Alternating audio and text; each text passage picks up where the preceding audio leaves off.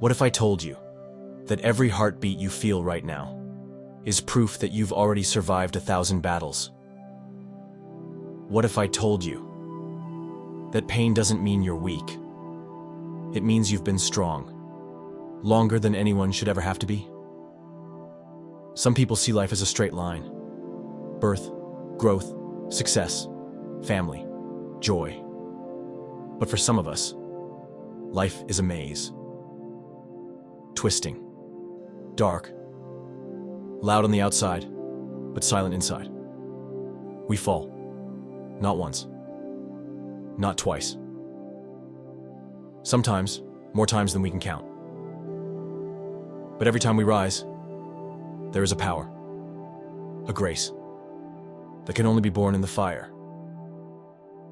This isn't a story you'll find in headlines. It's not wrapped in medals or captured in grand applause. This story lives in whispered prayers at 2 a.m., in clenched fists under bed covers, in eyes that no longer cry, not because they're dry, but because they've learned how to hold oceans. I'm not here to impress you. I'm here to remind you that your breath, right now, is a form of defiance.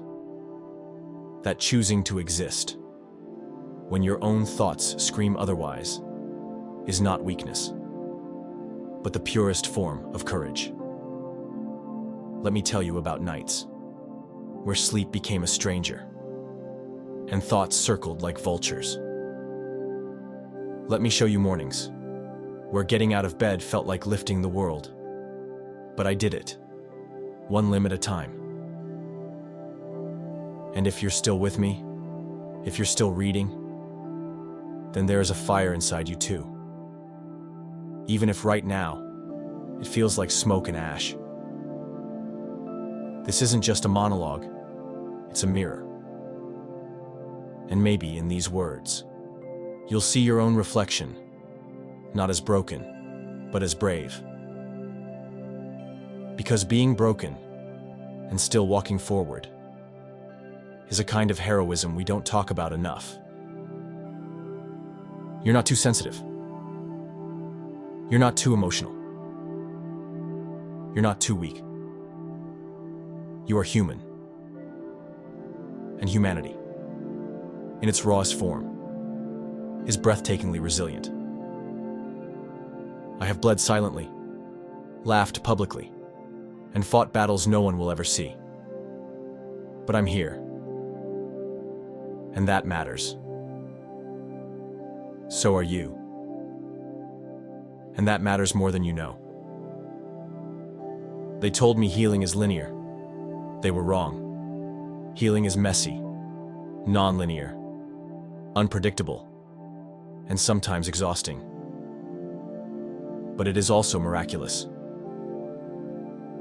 And the miracle starts, not when the pain ends, but when we stop pretending it never existed.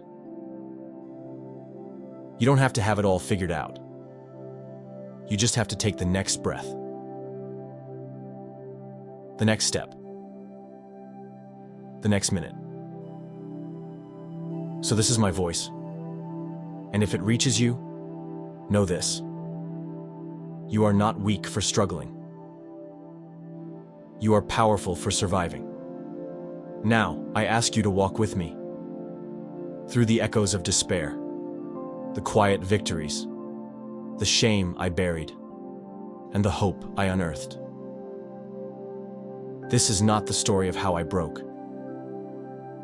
It is the story of how I rebuilt, piece by jagged piece. Stay. Not for me, not for this story, but for you. Because the next few chapters might just be the bridge from where you are to where you were always meant to be. Let's begin. Hitting rock bottom. There was a time when even the sunlight felt heavy. It wasn't the darkness that hurt the most. It was the absence of feeling, like walking through the world wrapped in fog, hearing voices but not understanding their meaning. seeing faces but forgetting how to connect. Every morning was a negotiation, not with the outside world, but with myself. Can I get up today? Can I fake one more smile? Can I pretend long enough to not collapse? I became an expert in small talk. How are you? I'm good. I'm just tired. Long week. All true in part, but none of it real. I memorized lines like a script, recited them with conviction. But inside, the silence screamed. There's a certain kind of pain that doesn't announce itself with tears. It doesn't cry out. It just waits, pulls you under, quietly, unrelentingly. I stopped looking forward to things. Birthdays, weekends, even sleep. Sleep used to be a break. Now it was just another place, where my mind chased shadows. I closed my eyes, only to open them into another nightmare. The worst part? No one noticed. I was still working, still laughing, still showing up to dinner, still asking, "How are you?" Because if I asked first, maybe no one would ask me. And I wasn't sure if I could handle the question. What if they really looked at me and saw the cracks? What if I broke right there, in the middle of a conversation, in the middle of a smile? So I kept wearing the armor, smiling, nodding, working, existing, but not living. It felt like I was moving through water. Every step, resistance. Every breath, a chore. Every word, carefully weighed before it left my lips. And still, there was the guilt. Guilt for not being grateful enough. Guilt for not being stronger. Guilt for disappointing people who had no idea I was drowning. I tried to rationalize it. Tried to convince myself it wasn't so bad. Other people had it worse. Other people were surviving worse. So what was wrong with me? Why couldn't I just be normal? Why couldn't I just snap out of it? Why couldn't I just be okay? I stopped trying to fix it. Stopped talking about it. Stopped hoping. Hope became dangerous. It teased, it promised, and then it vanished. So I shut it out. I settled into numbness. It was safer than pain. It was stillness over despair. It was nothing over too much. I didn't realize how much I had retreated until I couldn't recognize myself in the mirror. Eyes dull, voice flat, body present, but the rest of me, somewhere far away. There were moments I stared at the walls, for hours, just breathing, just existing, wondering if that was all there would ever be. And the truth is, no one ever teaches you how to survive yourself. They teach you how to succeed, how to impress, how to chase dreams. But what about the days when just breathing is an achievement? The more I retreated, the more invisible I felt. I could disappear, and the world would keep turning. That's what depression told me, that I didn't matter, that nothing I did was enough, that no one would notice if I quietly stopped showing up. And for a time, I believed it. That's what it means to hit bottom. Not to crash all at once, but to slowly unravel until you're no longer sure what part of you is left. I would lie in bed, not because I was tired, but because I had no energy left to pretend. No energy to carry conversations, to make eye contact, to choose clothes, to feel anything. Rock bottom didn't look like disaster. It looked like nothing. Blank stares, cold coffee, unread messages, a world moving around me. As I stood frozen in place, People said, reach out. Just talk to someone. But they didn't understand how hard it is to speak when every word feels like a burden. I didn't want to be a burden, so I smiled and stayed silent. That silence almost destroyed me. But something inside me, small and frail, refused to go out. A flicker, a whisper, a memory of who I used to be before the darkness came. And that tiny piece was the reason I didn't give up. Not yet. Not completely. Because even at my lowest, something inside me whispered, there must be more than this. And that whisper was the beginning of everything. A flicker of light. It didn't come like a thunderclap. Not like in the movies. Not like the dramatic scenes with tears and music.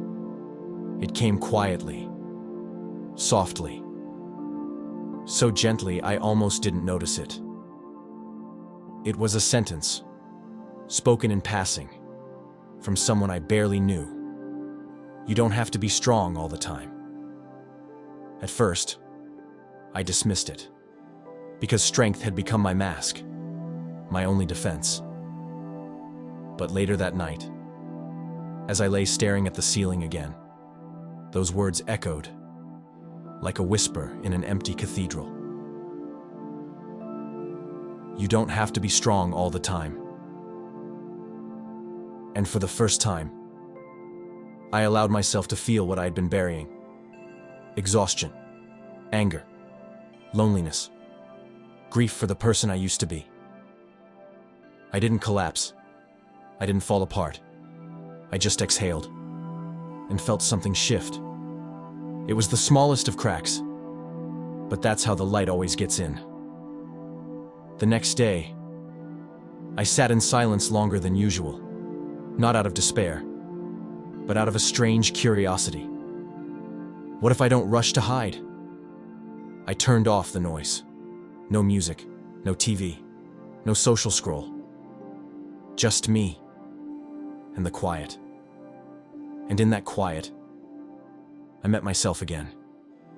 Not the version I performed, not the version I protected, but the version I forgot, the version I lost, somewhere between expectations and exhaustion. That moment didn't fix everything, but it changed the direction.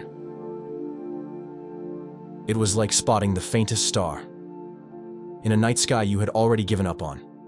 You don't know where it will lead. You don't even know if it's real. But you look, and that is the beginning. I began noticing small things. The sound of birds at dawn, the warmth of sunlight on my skin, the taste of water when you're truly thirsty. And those things began to matter, not because they changed my life, but because they reminded me that I was still in it. I didn't jump out of the darkness. I didn't get better. I just began moving, inch by inch.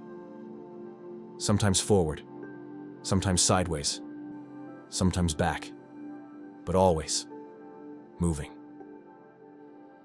I started to write, not to make sense of it, but to survive it. I wrote things I'd never say out loud. I wrote without filter, without shame, without apology. And in those pages, I began to see the outline of a person, trying so hard to live. I let people in, not all at once, not completely, but slowly, gently. The way you test bathwater with your toes, not trusting it won't burn. Some people stepped back, some stayed, some leaned closer. And I learned something that changed me. The right people don't fix you. They sit beside you while you fix yourself. It's in their presence, not their solutions, that healing becomes possible. I started saying things like, I'm not okay today. I need a minute. This is hard. And instead of fear, I felt release. Because vulnerability isn't weakness. It's honesty, drenched in courage. I still had days when the darkness came back, but I stopped treating it like a monster. I treated it like a message, a sign that I needed to pause, to breathe, to take care. Self-care wasn't bubble baths and candles. It was boundaries. It was asking for help. It was canceling plans when I needed rest. It was walking outside, even if it was just to feel the wind. I began listening to music again, but this time, not to escape, to feel, to connect, to remember. Each lyric became a lifeline, each melody a companion, and slowly, the world started sounding different. I looked at the mirror one morning, and I didn't flinch. I saw someone tired, but trying. I saw effort. I saw survival. I saw life. And I whispered to my reflection, "You're doing better than you think." That flicker of light grew, not fast, not loud, but real. And in its glow, I began to rebuild. Not who I was before, but someone new, someone braver, someone softer, someone real. This wasn't a comeback. This was a resurrection. And I was finally learning that being alive was more than just surviving. It was feeling. It was choosing. It was showing up. Even when you're trembling, even when your hands shake, even when your voice cracks, especially then. Because every time I showed up for myself, the flicker grew brighter. Until one day, I realized something miraculous. I no longer feared the dark, because I had learned how to carry my own light. One more day. There were days when the future felt too big, too distant, too heavy, too unknown. So I stopped trying to imagine forever, and I started focusing on one thing. One more day. Just get through today. Just breathe through this hour. Just survive this moment.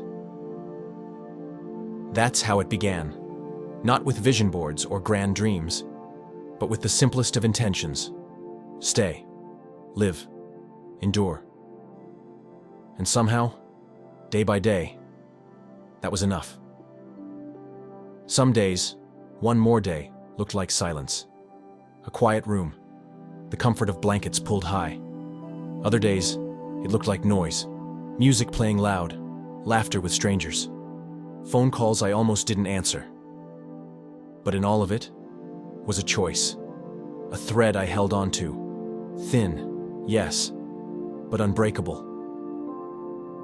I didn't have to fix everything at once. I didn't have to feel better overnight. I just had to stay. One more day. Some nights I cried until sleep came. Some mornings I stared at the ceiling until I could move. Some afternoons I sat in parks, watching birds I used to ignore. Healing didn't ask me to rush. It only asked me to return. To the breath, to the body, to this day. And when people asked how I made it through, I never said courage. I never said strength. I said presence. I stayed. That's all. Staying is an act of rebellion, in a world that tells you to keep going no matter what. Staying is an act of softness, in a mind that only knows survival. Staying is enough. Sometimes it was brushing my teeth, or replying to a message, or stepping into the shower, or sitting on the floor, saying, "This is hard, but I'm here."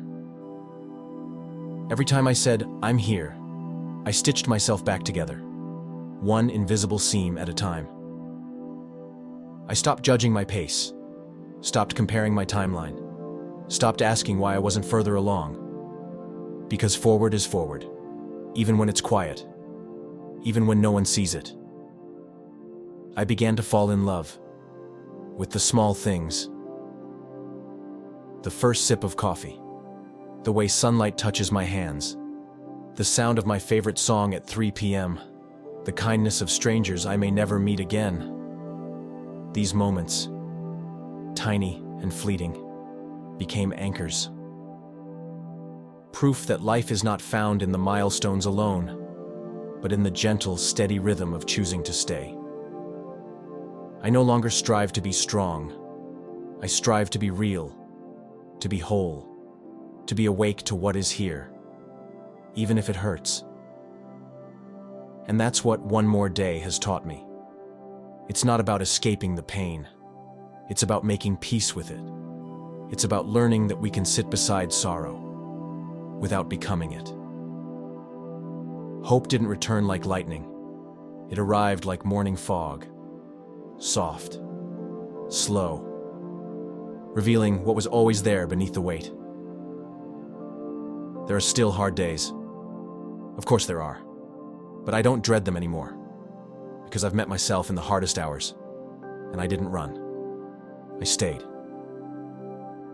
And now, each day I wake up feels like a quiet kind of victory. Not because everything is perfect, but because I'm still choosing, still breathing, still trying. You don't need to know the ending. You don't need a 5-year plan. You don't need to have it all figured out.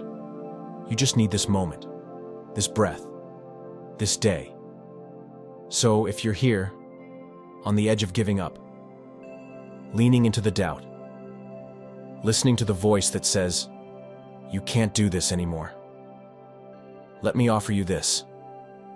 Don't give up on your whole life because of one hard night or one brutal morning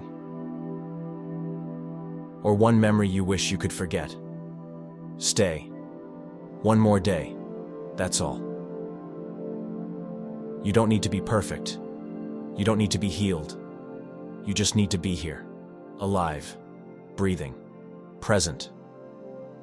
That's the most human thing you can do, and the most heroic. Because life isn't made up of epiphanies. It's made up of choices. Tiny ones. Over and over again. Until one day you look back and realize you didn't just survive, you lived. So today, whatever it brings, choose to stay, choose to show up, choose one more day. Because sometimes, that's all it takes to change everything.